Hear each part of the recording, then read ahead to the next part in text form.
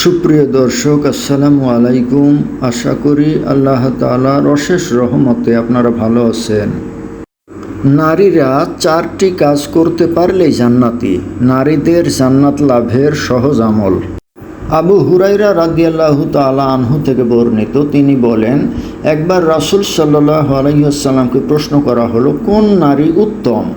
তিনি বললেন, যার প্রতি দৃষ্টিপাত করলে সে স্বামীকে সন্তুষ্ট করে, স্বামী আদেশ করলে তার আনুগত্য করে, এবং স্ত্রী নিজের ব্যাপারে ও তার ধন সম্পদের ব্যাপারে যা স্বামী অপছন্দ করে এমন কাজের মাধ্যমে স্বামীর বিরোধিতা করে না।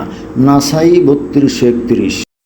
মুমিন নারী ইসলামের ফরজ বিধানগুলো পালনের পাশাপাশি নিজের সতীত্ব রক্ষা করলে এবং স্বামীর আনুগত্য করলে তার জন্য জান্নাতের সুসংবাদ রয়েছে। আব্দুর রহমান বিন আউফ রাদিয়াল্লাহু তাআলা আনহু থেকে বর্ণিত, রাসূল সাল্লাল্লাহু আলাইহি ওয়াসাল্লাম ইরশাদ করেছেন, যে নারী 5 ওয়াক্ত নামাজ পড়বে, রমজানের রোজা রাখবে, নিজের লজ্জাস্থান সংরক্ষণ করবে এবং স্বামীর আনুগত্য করবে, তাকে বলা হবে, তুমি জান্নাতের যে দরজা দিয়ে ইচ্ছে প্রবেশ করো। মুসনাদে আহমদ, হাদিস নম্বর 1661। তো সম্মানিত দর্শক, নারীদের জান্নাত লাভের জন্য হাদিসের ভিতরে 4টি আমলের কথা বলা হয়েছে।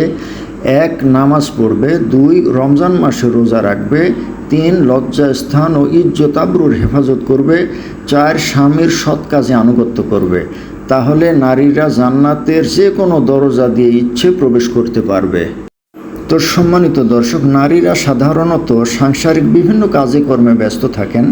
তো এই ব্যস্ততার মাঝেই মাথা ঠান্ডা রেখে যদি উল্লিখিত আমলগুলো করা যায়, তাহলে এন্তেকালের সাথে সাথে নারীরা জান্নাতের যে কোনো দরজা দিয়ে জান্নাতে প্রবেশ করতে পারবে। আল্লাহ তাআলা মুসলিম নারীদেরকে উল্লিখিত আমলগুলো করার মতো তৌফিক দান করুন, আমিন। তো সম্মানিত দর্শক, ভিডিওটি ভালো লাগলে লাইক, কমেন্ট, শেয়ার করুন এবং আমার চ্যানেলটি সাবস্ক্রাইব করুন। আল্লাহ হাফেজ।